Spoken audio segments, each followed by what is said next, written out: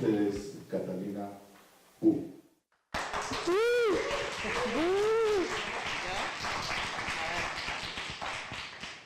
Hola. No, hay uno que no funciona. ¿Sí? Él decidía lo que funcionaba, no nosotras. Bueno, muchas gracias al Museo Tamayo, por supuesto, primero y antes que todo. Muchas gracias a todos ustedes por venir y muchas gracias a Catalina Bu por estar acá en Gran Salón México, nuestra 5ª edición. Y bueno, vamos a... ¿Quieres decir algo antes que empiece? No. Hola, muchas gracias por venir. Ok, bueno, lo que vamos a hacer es un poco hablar de los procesos. ¿Se me escucha muy en estéreo?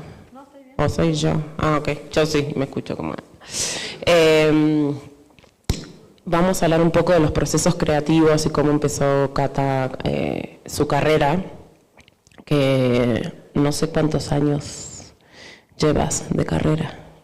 Es que es raro porque carrera a carrera ha ido cambiando. O sea, yo podría decir que empezó, cuando terminé la universidad, empezó a ser más serio, pero ya son muchos años más antes. Como al final tienen varias etapas, yo creo, cuando eres ilustrador. Como que no hay un antes y un después así al tiro. No es como tu primer trabajo ya eres profesional, sino que ya depende un poco de uno, siento yo, no sé. Ok, entonces empecemos por el principio. Y me interesa mucho saber en tu página, que está muy bien y está muy al día, y eso es muy importante. No, es muy importante tener todo el día, no todo el mundo lo hace. Viene tu currículum, o tu bio más bien, y dice que estudiaste ilustración. Y en mi entender, y más que en mi entender en investigaciones que estoy haciendo a lo largo de todos estos años, en Latinoamérica no existe ilustración como carrera universitaria. Sí hay muchos talleres, sueltos, no tan sueltos, o como materia dentro de diseño o de arte, pero no es una carrera como en Inglaterra, por ejemplo, que sí es carrera universitaria. Entonces, cuando leí que estudiaste ilustración, pensé que había sido estudiar a Europa, y me interesa un poco empezar desde el principio. Sí, yo empecé estudiando diseño industrial en Concepción. Yo soy del sur de Santiago, que es la capital de Chile, y está muy centralizada la ciudad como a nivel creativo y económico también. Y no fue menos mi caso, o sea, yo me sentía muy aislada de lo que quería. De hecho, yo ni siquiera sabía lo que significaba ilustración. Como que mi primo, que es pintor y siempre fue mi primer referente, al que básicamente le quería copiar todo, me dijo que existía la ilustración y que se parecía un poco más a lo que a mí me gustaba y que no era tan aburrido como el diseño, que en esa época me dijo como vas a terminar diseñando cartones de detergente, no es eso. Y tampoco era tan difícil como el arte, porque yo igual soy un poco floja para estudiar y me acuerdo que tenía una compañera, una amiga que estudió Historia del Arte y yo ya decía como yo nunca me quiero aprender todas las épocas, no voy a ir a esas clases. Entonces era para mí el punto perfecto entre no ser tan docta como un artista y no tan como diseñadora. Y existía la ilustración. Entonces convencí a mi familia de que era lo que tenía que hacer por el resto de mi vida. Manipulé a mis papás para que me dejaran irme a vivir a Santiago y me fui a estudiar ilustración. Y ahí ¿Dónde? O sea, ¿cómo encontraste al lugar al que fuiste? Que me es que era el único que había. Y también habían dos, pero uno quedaba muy lejos y otro quedaba en el centro. Entonces fue como, voy a estudiar ahí. Y vivía cerca, entonces siempre fue buscando un poco la comodidad, me acabo de dar cuenta. Y fue raro porque, primero que nada, yo no tenía idea de lo que era.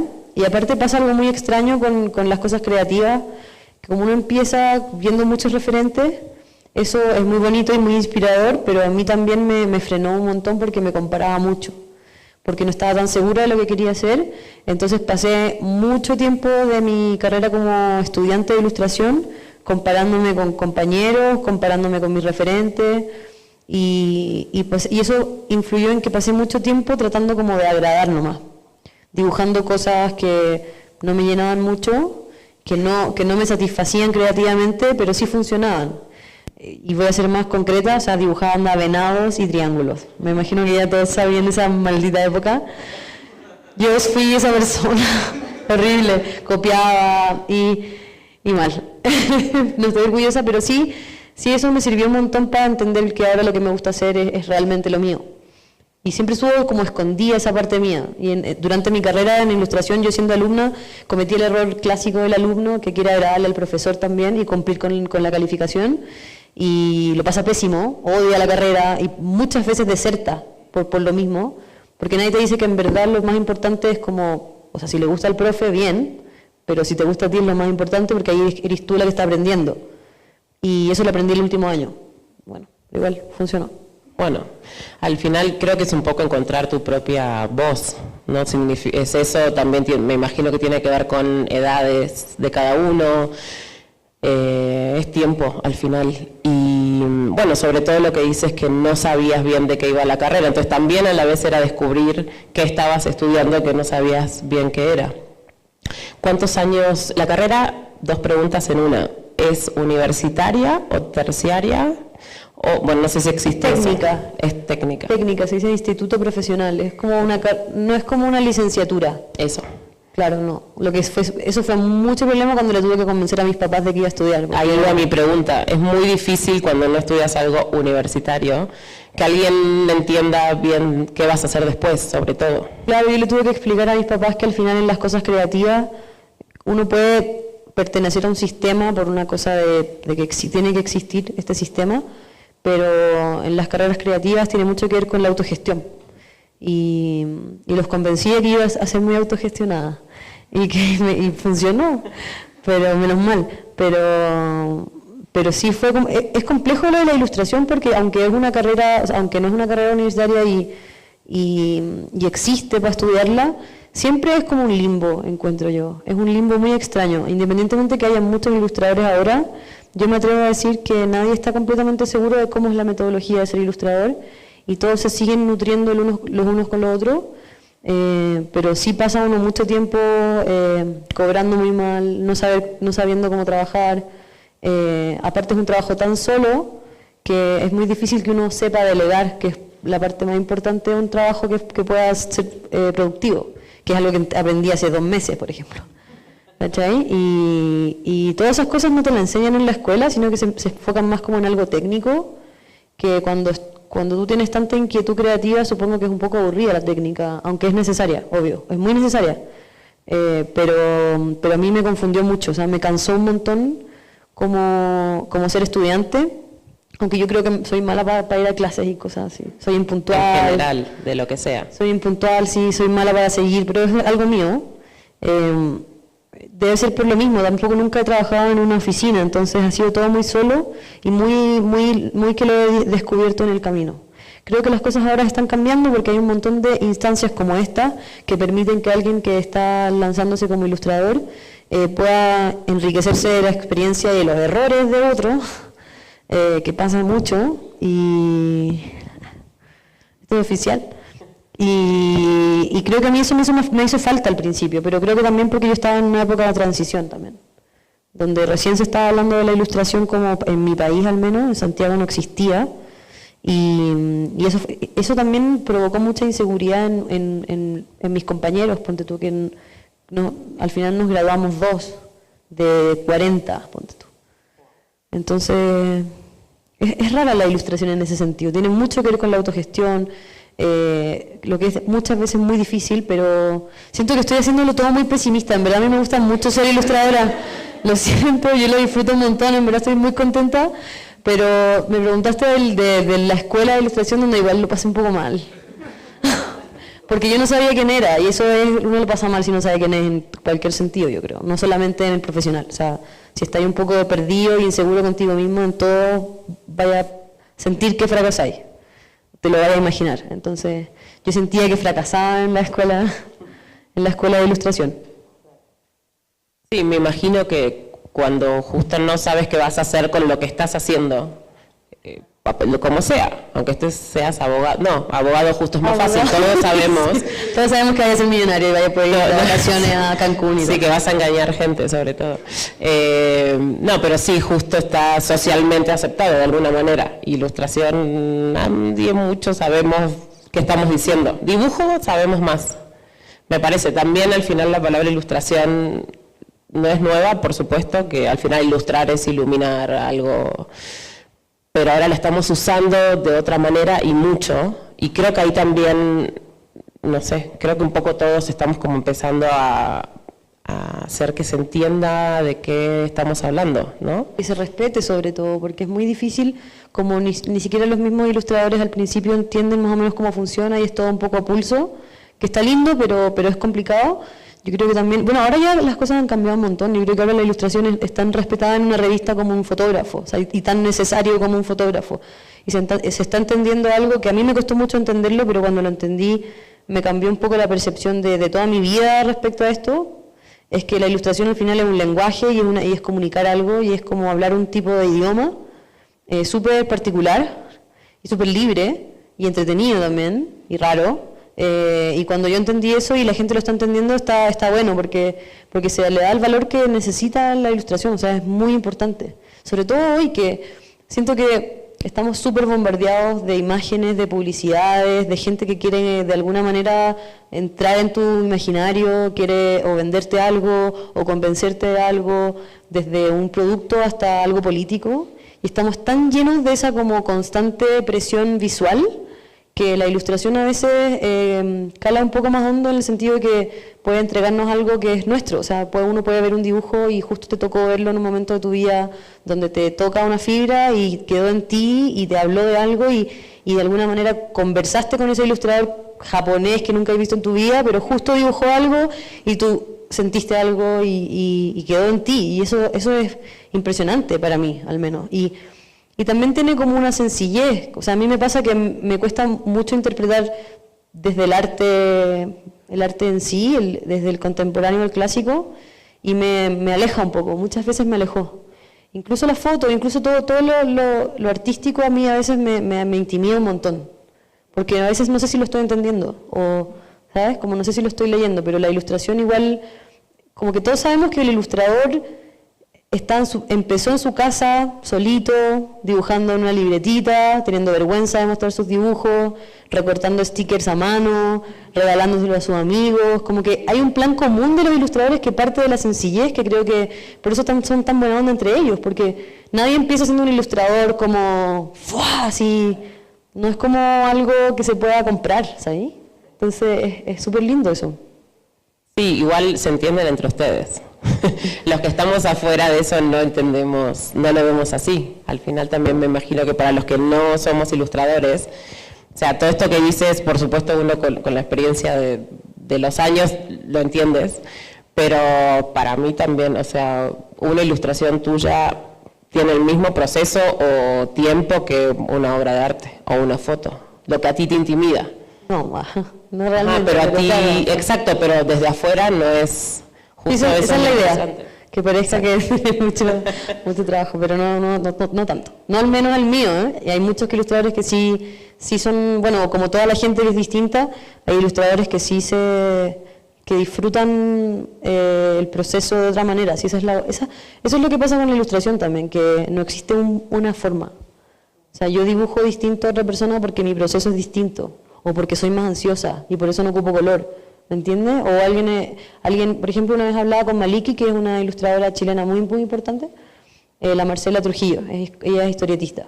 Entonces estábamos hablando acerca de qué decía un poco el trazo y la forma en que tú dibujabas de ti. Entonces, hablamos de las inseguridades, que siempre están súper metidas en todo lo que uno hace, o las está combatiendo o las está abrazando.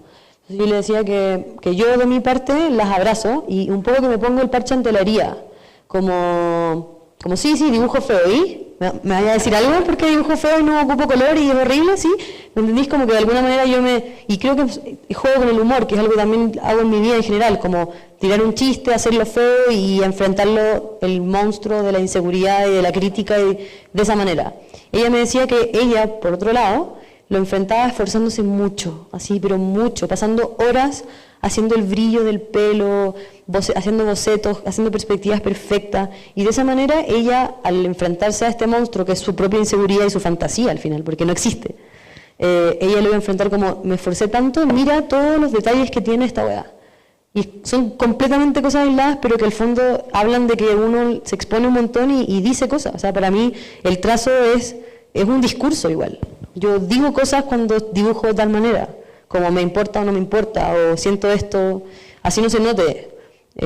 Para mí buscar lo feo, que es algo que busco mucho, no sé cómo decirlo de otra manera sin que suene raro, pero yo me esfuerzo porque sea feo a veces. O sea, la primera me queda bien y luego lo hago más feo. Y porque a mí me gusta eso, ¿me entendís? Tengo como esa pasión por lo feo, por lo raro, ¿me entendís? Como que me provoca un placer extraño. Y probablemente es algo inconsciente mío, tendríamos que hablarlo con mi psicólogo. Creo que lo tienes bastante... Ya entendiste de qué va. Poco. Pareciera que sí. Justo, bueno, vamos para ahí. Lo que me interesa es que expliques un poco tus procesos. Me imagino, o no, ya nos dirás, que son tus procesos creativos. Pienso que puede ser diferente si es un trabajo que alguien te encargó o si trabajas para algo como lo que hiciste para Gran Salón, por ejemplo, que es para ti al final. ¿Cómo funciona eso? ¿Son diferentes? ¿No? ¿Cómo son? Son diferentes porque la gente que me pide cosas en general no entiende que me gustan las cosas tan feas.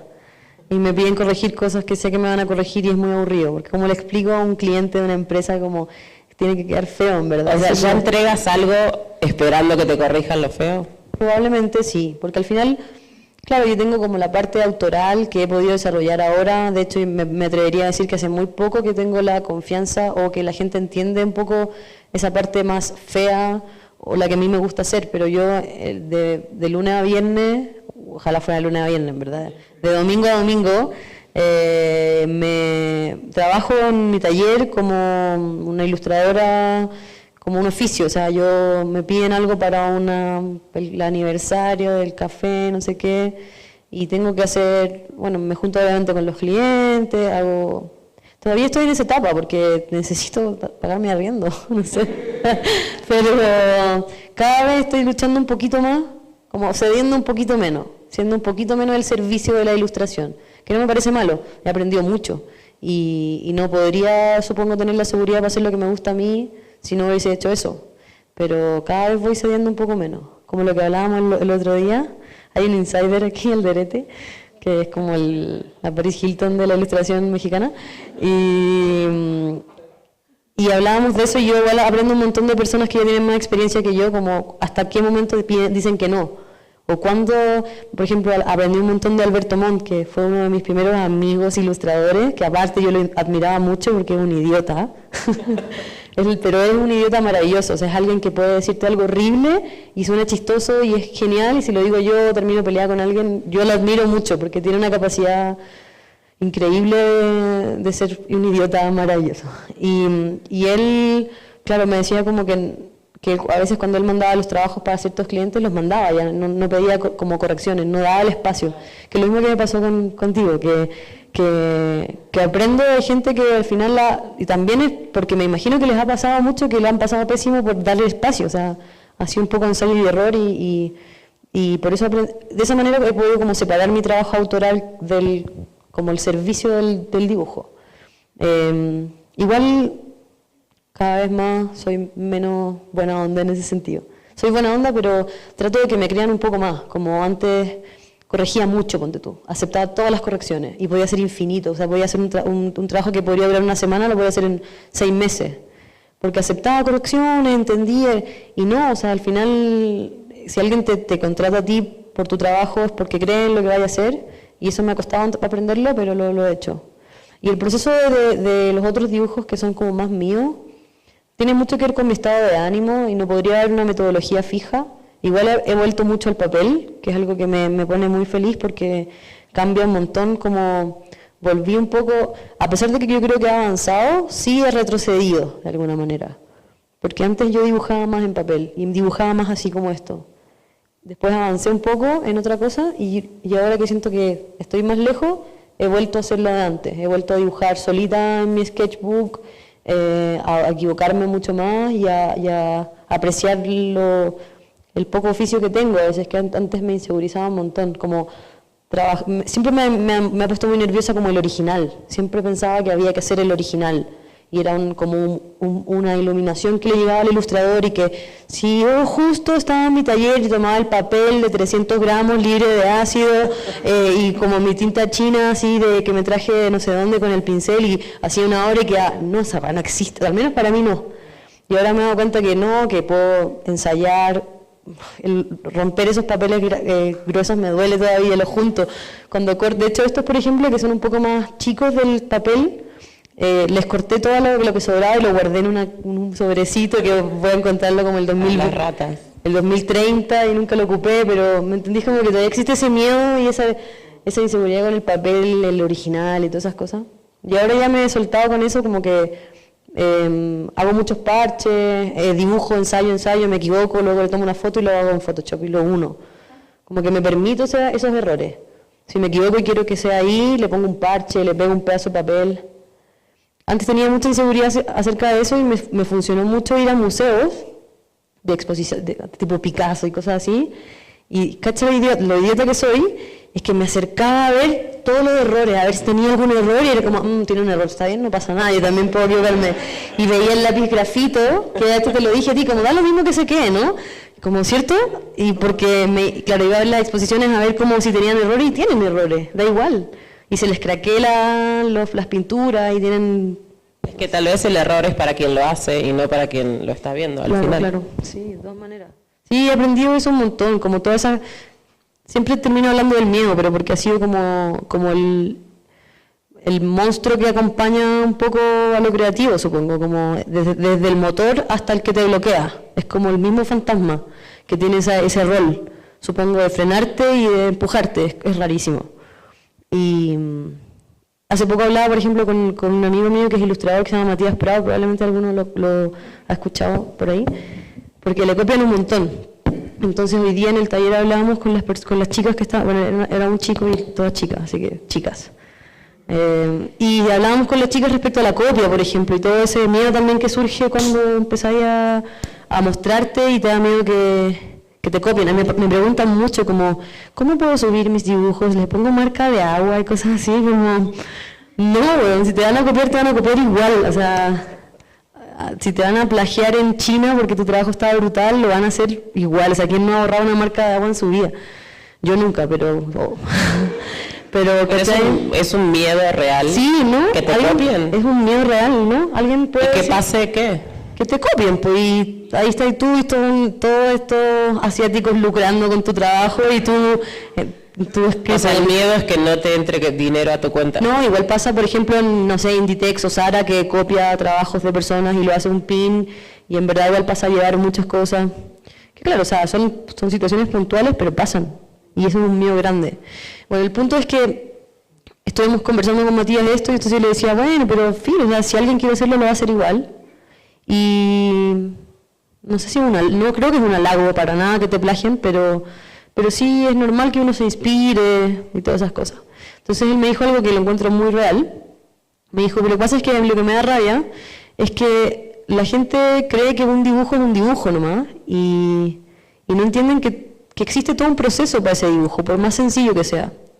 Desde un estado de ánimo que te pasó, alguna pena o alguna alegría o algo que viste en la calle o algún perro arriba de una bicicleta que te inspiró, cualquier tontera, por más burda que sea, existe todo un proceso desde que lo viste, de lo que lo sentiste, lo dibujaste, en el camino te equivocaste y pusiste algo y salió otra cosa, elegiste un color y funcionó mal, después elegiste otro y aprendiste, después lo mostraste a alguien y esa persona dijo, oye, me pasa no sé qué, me sentí tal. Todo ese proceso es la parte más entretenida de ser dibujante o de crear algo. Yo creo que pasa con la música, pasa con la foto, el video, todo el proceso para llegar a una obra. Todos los que han hecho una obra me imagino que saben que existe un proceso súper personal, o sea, como imposible que te lo roben, ¿cachai? Entonces eso es lo fome cuando te enfrentas a eso, pero no tiene algo fome para ti, tiene mucho que ver con las personas que lo hacen, o sea, quien lo está haciendo, yo lo hice, por ejemplo, como les decía, yo dibujé venados y triángulos, y lo pasé pésimo, porque tenía que calcar, y porque no era lo mío, o sea, no estaba haciendo nada, era hacer una cosa vacía, que no tenía nada y me perdía la mejor parte, Probablemente la persona que empezó dibujando venados y triángulos vivía en montaña y veía venados y yo me perdí la mejor parte de la verdad. Entonces, como tiene mucho, y eso tiene mucho que ver con eso de búsqueda del estilo y esas cosas que insegurizan a todo el mundo, que tiene que ver mucho con eso, como al final es si lo disfrutáis realmente o no. Y ahí supongo que encontré tu estilo, pero más que tu estilo es como te encontrás de ti mismo nomás, en tu creación, en tu obra. Y eso. Gracias por venir.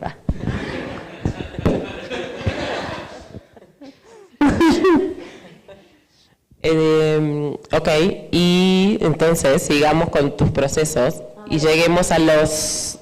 No, sigamos, que es parte de tu proceso, de las piezas que trajiste para la feria, que las hiciste especialmente para Gran Salón. Entonces un poco, porque lo estuvimos charlando durante, no sé si mucho tiempo, pero un par de meses, y justo Catalina me decía esto del original, que te daba... Lo primero que me dijo Catalina fue, ¿puedo llevar reproducciones? Fue, sí, pero estaría bueno que no. Entonces, y me dijiste esto de que te daba como una cosa lo original, y entonces, ¿cómo fue el paso a esto que tenemos ahora en la feria y que está ahí? Algunas de las cosas. Bueno, eso que está ahí son como bocetos, que igual para mí los bocetos son dibujos porque me gustan más. Y el tema de las obras que hice para el Gran Salón empezaron en un momento en que empecé a encontrarme más con la tinta y el lápiz y el papel caro, que me intimidaba un montón, pero empecé como a jugar un poco con los lenguajes, como el metadibujo, como empecé a dibujar dibujantes que estaban dibujando, y así podría seguir infinitamente. Como me gustaba mucho eso como era como un zoom out de la misma palabra, no sé si se entiende. Entonces empecé a dibujar dibujantes que dibujaban dibujantes incluso. Y en ese proceso empecé a pensarlo y me di cuenta que no podía alejarme mucho de lo que me pasaba a mí, que eran todos los momentos que les pasan a los dibujantes en sus talleres, en sus oficinas, en la calle, ¿cachai? Y fui como... primero yo siempre hago muchos bocetos, pero en general los hago en mi cabeza. Luego los bajo muy rápidamente como a un pequeño cuadradito. Y ya me lancé a hacer los originales, que fue lo que más me dio miedo. Pero creo que más que el proceso de hacer los dibujos mismos, que obviamente no tienen tanto tiempo haciéndolos, o sea, no tienen tanto detalles, me demoré más en elegir las situaciones. Entonces, no sé si vieron la exposición acá al lado. Entonces, se trata de 12 dibujantes que están en distintas situaciones, que obviamente me han pasado todas a mí, y dialogan mucho con el nombre de las ilustraciones, que no están ahí porque los puse y me quedaron chuecos, y después decidimos sacarle las leyendas. Igual si van, pueden ver la hojita donde salen todos los nombres, que la pueden pedir, o bueno, no sé. Igual está en mi Instagram, ahí puse todos los nombres. El punto es que los nombres igual son importantes para mí porque van describiendo un poco, pero ni siquiera describiendo la obra, sino que como describiendo la sensación. Como por ejemplo ese que está ahí se demora en hacer algo feo, que es una tristeza. Y así fui jugando un poco con los dibujantes en distintas situaciones, como el que está a la derecha arriba, que no se publicó, o sea, no lo traje porque no me gustó, pero se trataba de que se da cuenta que todos sus dibujos son iguales. Lo hice de otra manera. Todos sus dibujos son iguales. Hay otro que se llama, se demora en hacer algo feo, no le corrigieron nada y sale como feliz con su compu. El de que todos los dibujos parecen iguales también es raro porque se da cuenta al final, entonces los está mirando después de haber hecho todos los dibujos, que es algo que me pasó a mí mismo con todos esos dibujos, que llegué con los 5 primeros a ver cómo se veían y fue como son todos iguales, tengo que hacer algo distinto. Y así fui haciendo estas 12 pequeñas piezas y que en verdad, Maru, las hice muy rápido. Y por eso no te mandaba las fotos. ¿Te acuerdas que tú me decías que mándame las fotos con el nombre? Y yo, sí, te las mando cuando llegue a mi taller. Y no las tenía listas, tenía los bocetos. Pero tenía la noción de que lo iba a hacer rápido porque cuando ya era la idea, lo demás era preocuparme de que me quedaran feos. Y ahí ya no era tan difícil. pero lo pasé bien haciéndolo y sobre todo porque me interesa mucho hacer series. Siento que como un dibujo, me pasó mucho que al principio dibujaba cosas por dibujar y tenía un dibujo y me esforzaba un montón y tenía un dibujo, fin. Y no pasaba nada luego, ¿sabes? Como que cuando empecé a hacer el diario de un solo, que es mi primer libro, me di cuenta de lo importante que era hacer una serie de dibujos. Como la continuidad, cómo todos juntos forman un todo y eso le da mucho, mucho más valor a las obras. Me interesa mucho trabajar en serie, tener como una línea de algo, una colección de cosas. Siento que para las personas que lo ven es interesante, para mí me encariño un montón con las cosas, de hecho me da mucha pena vender estos que están ahí. Me los voy a llevar si no se venden. Y nada, de eso se trató esta colaboración con Gran Salón, que además para mí, yo había escuchado ya del Gran Salón. Cuando venía a Ciudad de México, aparte siempre venía en esta época, entonces ya era por esta época, como antes de la FIL. No pasa nada. Y entonces fue muy, muy interesante como hacer algo especial para esto. Aparte siempre me pasa que con estas situaciones como, también hicimos un cómic para la revista Marvin, y también yo podía mandar algo que tuviera hecho, pero está bueno, sobre todo cuando uno es freelance y está solo y ya está mucho en trabajo de autor, estos son pies forzados para mí. Como probablemente si no me hubiera invitado al Gran Salón, no hubiese hecho nunca estos dibujos, que para mí son importantes. O si nunca me hubiera invitado a participar en Marvin, nunca hubiese hecho el cómic que sí tenía ganas de hacer. Entonces todas esas cosas así, esas colaboraciones que un poco uno se pone un challenge, que está difícil y tal vez no lo lográis, pero te obligáis y son como pies forzados para poder hacer cosas que en verdad nunca hubierais hecho si es que no hubierais aceptado el primer reto. Entonces ha sido interesante eso. Bien. Yo creo que nos pasamos, a no ser que quieras agregar algo antes, nos pasamos para este lado y que Jorge Alderete debería estar acá arriba. Tenía cosas que hacer. Dijo que tenía cosas era esto. Creo que era venir a Gran Salón. Claro, muy bien. Para abrir un poco la conversación, sé que a veces es medio difícil, pero me imagino que, o tal vez tú tienes preguntas para el público, o para Jorge. El otro día le pregunté muchas cosas. Le preguntamos muchas cosas, sí. Abrimos preguntas, Fer. Ahí, y no sé cómo voy a hacer con el micrófono. Me bajo, te dejo sola.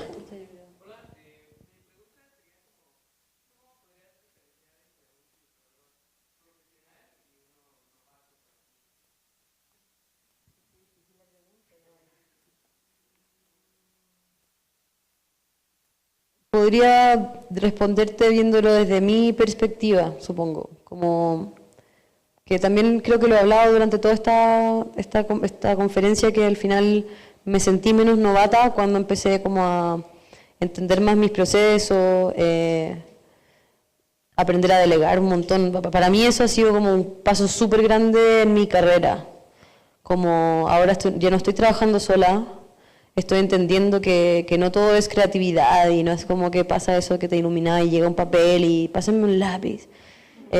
Sino que tiene un trabajo súper práctico igual la ilustración y poder decir que sí y cumplir, que creo que eso aprendí al principio, que no siempre es como el gran talento, sino que es entender a la otra gente, saber comunicarte, saber entregar a tiempo, saber diferenciar entre colaboraciones y no colaboraciones, como que todo ese, es muy difícil el límite, pero para mí dejé de ser novata cuando pude hacer esas cosas, cuando me pude organizar mejor.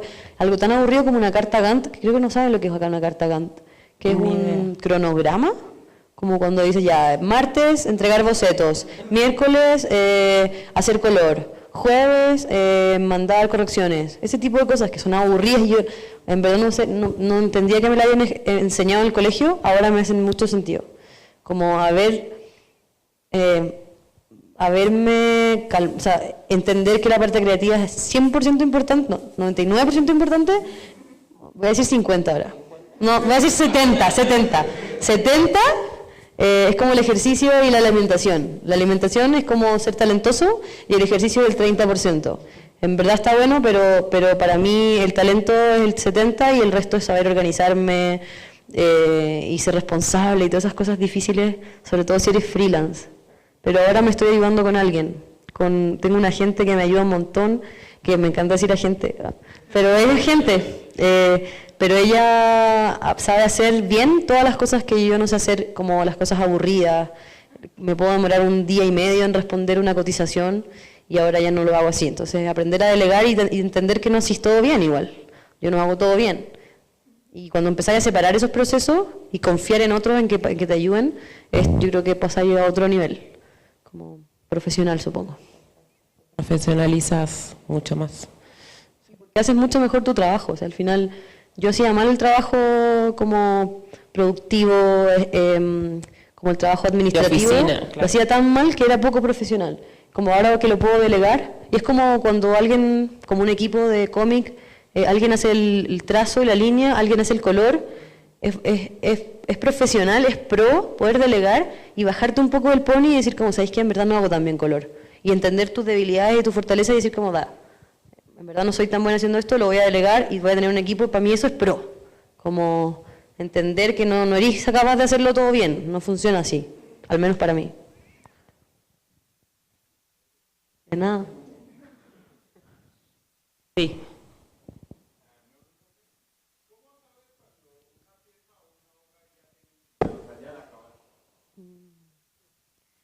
Supongo que igual podría ser infinito, pero a mí para mí es complicado igual, porque como no trabajo con tanto color, por lo mismo a veces me gusta, en verdad cuando me gusta a mí, y cuando logro también comunicar la idea que quería, depende mucho de la pieza que estáis haciendo. Si estáis haciendo un cómic acerca de algo, es cuando logra darse la vuelta y decir como ya, logré comunicar lo que quería comunicar. Cuando estoy dibujando a los dibujantes, por ejemplo, para mí está bueno cuando logro que me guste, que no me quede tan mal con la composición, y cuando logro la expresión, que es lo más importante en muchos trabajos para mí. Como que en verdad si está triste, se vea triste, no se vea como que pasa mucho igual. Entonces ahí le voy dando una vuelta. Pero claro, final de las cosas creativas, no sé si hay un final, porque alguien pueda tomar tu obra e intervenirla y darle otra vida, y puede tener un camino mucho más largo, pero es algo completamente personal, yo creo. No sé si respondí tu pregunta, perdón.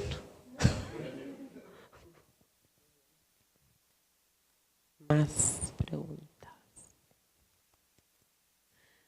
Bueno, perfecto. En verdad son mis amigos. Son mis palos blancos.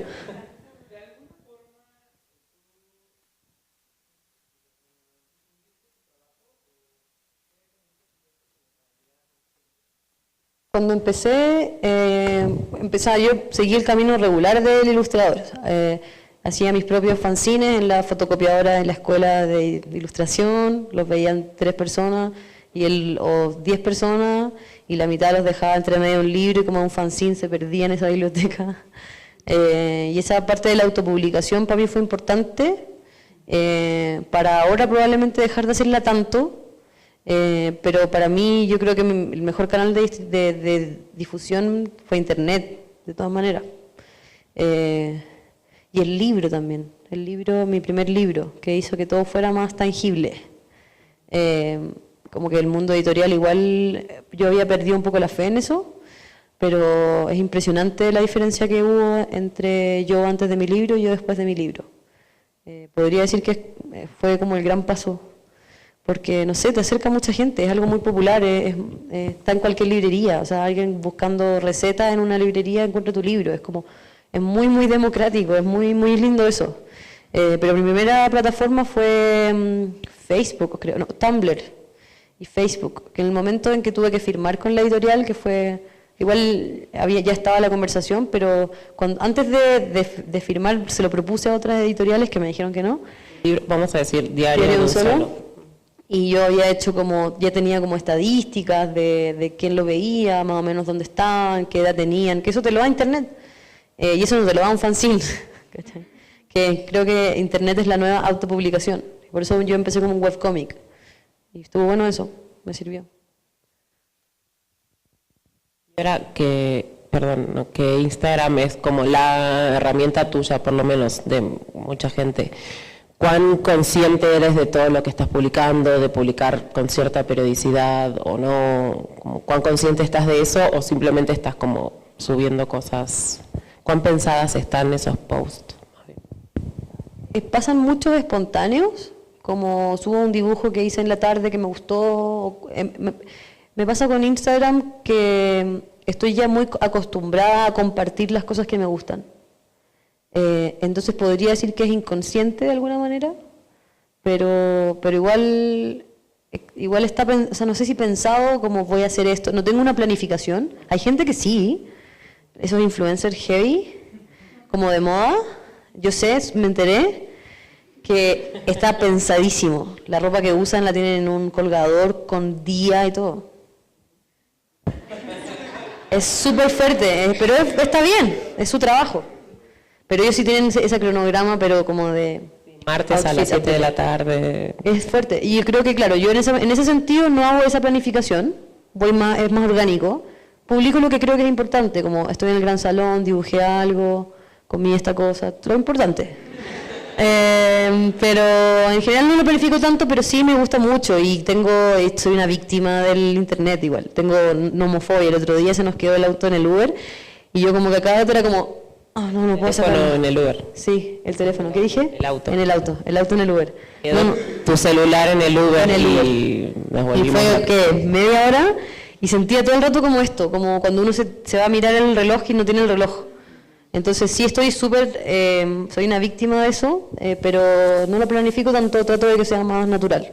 Cuando lo he planificado, como ya hoy día tengo que subir esto, lo odio. Me sale mal, no lo paso bien. Sí, me encanta, está ahí. No, los amo. Uno y uno. ¿Cómo se llaman? Daniel y Jorge.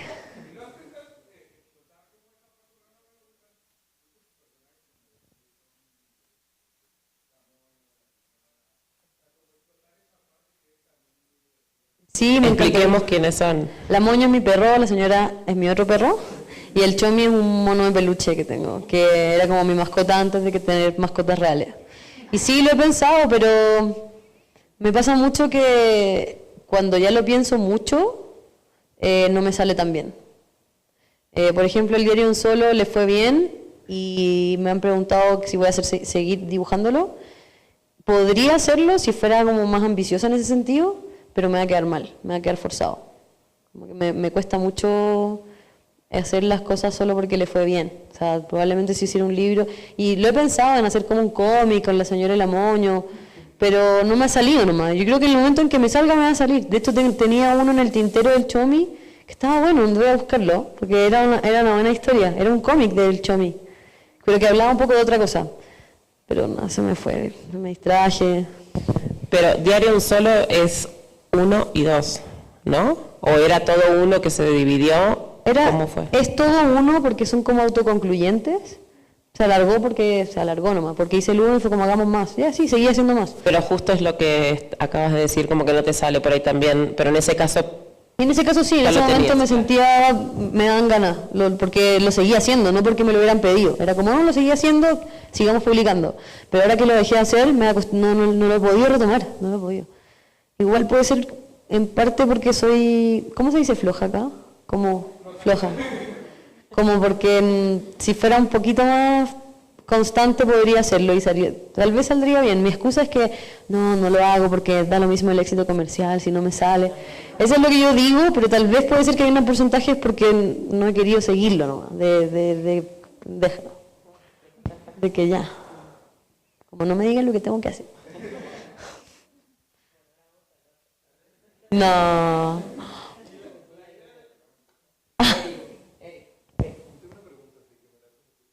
A ver.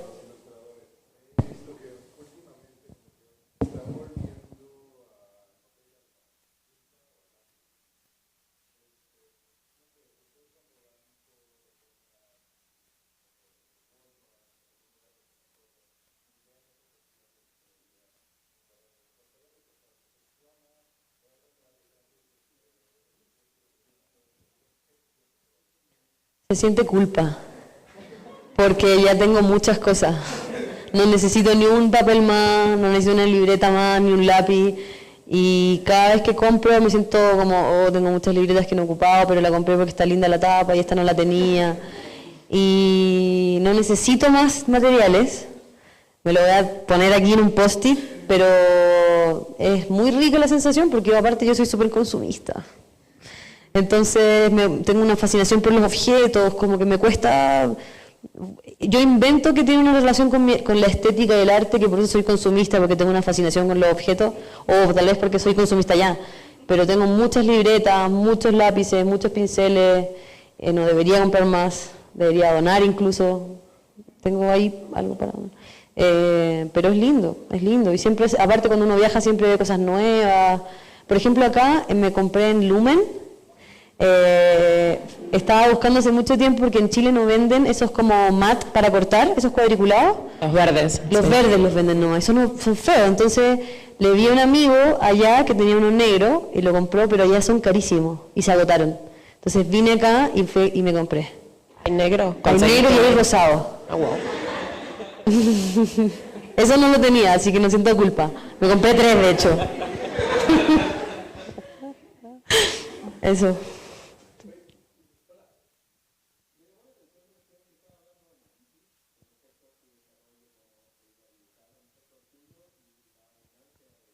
Uh-huh.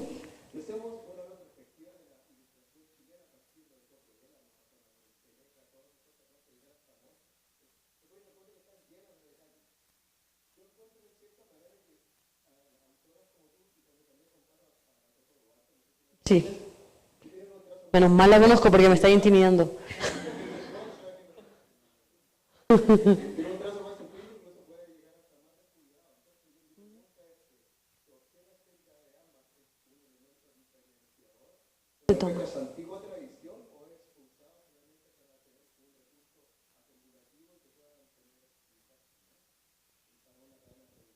Yo creo que todas las cosas, todas las opciones que diste no son excluyentes.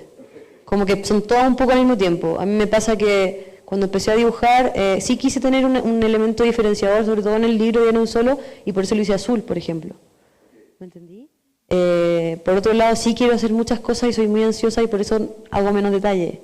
Ponte tú, de hecho, con ese mismo libro, yo pensé en colorearlo, pensé en hacerlo mejor, pensé en hacer que tuviera la casa siempre la misma, pero me daba tanta ansiedad pensar de que después, si es que hacía la casa y se me olvidaba poner la ventana y no sé qué, todas esas cosas que son las estructuras clásicas, necesarias probablemente, y odiar el proyecto. Entonces ha sido también una opción mía para poder pasarlo bien, ¿sí? Y yo creo que al final la ilustración ha ido por tantos caminos que hay espacio para todos. Yo creo que hay ilustración botánica, que es completamente detallista, donde me imagino que los autores se sumergen en una contemplación muy muy bonita. Existe el mío como con la Toto Arte, que es mucho más caricatura, tipo New Yorker, que apela mucho más al humor gráfico, o al humor como rápido, el chiste, ¿sabéis? Como incluso hasta más parecido a los memes, por así decirlo, que no importa si es feo, sino que apela a otra cosa, a hacerte reír rápido de lo mismo. No es algo que te intimide, ¿cachai? Porque pasa mucho que a mí hay cosas que me intimidan. Yo creo que mi trabajo de repente te hace sentir como, lo puedo haber hecho yo, está bueno, no me siento mal, ¿cachai? Y todas esas cosas son factores que hacen que uno tome su propia voz y diga, no voy a hacer tanto detalle porque lo voy a pasar pésimo. La Maliki tal vez lo pasa hermoso haciendo esas cosas, le quedan increíbles, ¿cachai? Y a mí no. Entonces creo que hay tantas maneras de ser ilustrador que está muy lindo eso. Antes yo nunca hubiese pensado que podía haber un cómic de alguien triste, que no hace nada. Siempre pensé que eran superhéroes, súper coloreados, perspectiva, personas volando, guiones increíbles. Y no necesariamente. Entonces yo entendí eso, ponte tú, cuando quería hacer un cómic, fue como mi vida no es tan interesante, nunca voy a poder hacerlo. Pero después, no sé, leí a Power Paola o a Daniel Close o cosas distintas y es como, no tengo que ser documentalista y hablar de la guerra de no sé qué. Existen otras personas que sí, yo lo hubiese pasado pésimo. Entonces, verdad, sí, es que lo que pasa es que, sí, hay una librería chilena que es la única librería y tienda chilena que está muriendo lentamente, pero que sigue plop. Había otra mano por acá, a ver, ¿sí?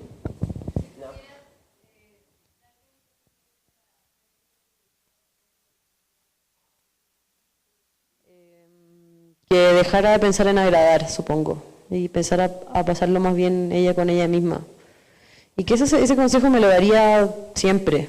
Me pasa en todo, no solo en el dibujo, me pasa conmigo, con mi imagen, con mi cuerpo, con cómo debería ser una mujer o cómo debería ser una persona. Pasa un poco que, yo supongo que mi yo de, espero 80 o 88, muy longeva, mi yo de 100 años volvería atrás a decir como que te importen menos, ¿sabes? Como, y eso me importaba mucho, ahora ya no me importa tanto. Supongo que siempre uno que va a volver atrás así como que te importe menos, como uno se toma muy en serio en general y no importa tanto. Eso le diría, supongo.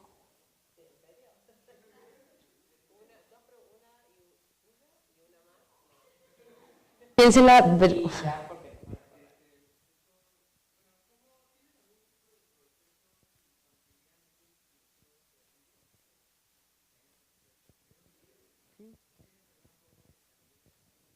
Sí, me gusta mucho como ordenar mi casa, ordenar mucho mi taller. Tengo un playlist para dibujar, que lo tengo en Spotify, lo pueden ver, se llama Música para Dibujar. Y que es como que me hace sentir bien, así como cool en mi taller. O sea, me hace sentir como inspirada. Me importa mucho la música, es muy importante para mí. Sin música no puedo andar. No, las voces en mi cabeza no me dejan dibujar. Y si no, si estoy muy bloqueada, agarro un libro de mi biblioteca. La mayoría no los he leído porque soy una compradora de libros compulsiva, entonces es como, oh, este libro, nunca lo había abierto, en verdad. Y si eso está bueno, veo libros y es como, me inspiro así, me hago otra cosa, o si no hago completamente otra cosa. Trato, si es que puedo, salgo a caminar salgo con mis perros, mentira, voy a alguna tienda, compro alguna cosa, hago otra cosa, cualquier cosa que me distraiga. Y ya soltar lo que estoy haciendo, si estoy muy bloqueada, soltarlo. Y algo que he hecho, que está bueno, si estoy muy bloqueada, salgo y que tengo que hacer ideas, y tengo que argumentar algo, lo que sea, hago notas de voz. Bueno. Gracias a ti. Bueno, una última pregunta. ¿Había alguien como por acá? Ok.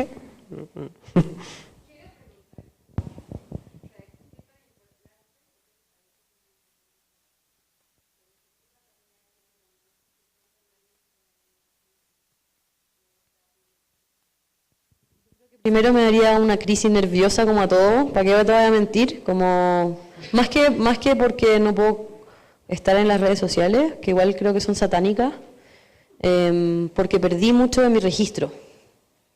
Porque yo creo que sin querer he registrado un montón mi proceso, que está lindo eso. Si pudiera bajármelo, me daría lo mismo que desapareciera.